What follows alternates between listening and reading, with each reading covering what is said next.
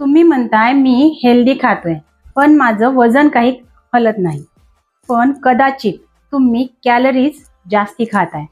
तर आज डिटेल्स जाणून घेऊयात पोर्शन कंट्रोल कसं करायचं याबद्दल. नमस्कार, मी doctor Swati, certified health coach, आणि तुमचं स्वागत करते food as a medicine 100 day जर्नीच्या 44व्या दिवसामध्ये. जर तुम्हाला पोर्शन कंट्रोल करायचं आहे तर खालील ट्रिक्सचा वापर करा.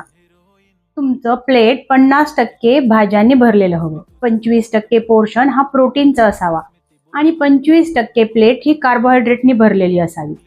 जे तुमचं जेवण बॅलन्स तर करेलच, परंतु ॲटोमॅटिकली तुमचं पोर्शन सुद्धा कंट्रोल होईल आणि तुम्हाला प्रत्येक मीलमध्ये कार्बोहायड्रेट, प्रोटीन, फॅट आणि फायबर सुद्धा मिळेल, ज्यामुळे तुम्हाला कॅलरी काउंटिंगची गरज पडणार नाही फॅट लॉस करताना. जर हे समजलं असेल तर मला कमेंट करा पोर्शन, आणि मी तुम्हाला डिटेलमध्ये मदत करेल, जे तुम्हाला स्वस्त आणि मस्त आयुष्य जगायला मदत करेल. Fun food fitness doctor Swati सोबत.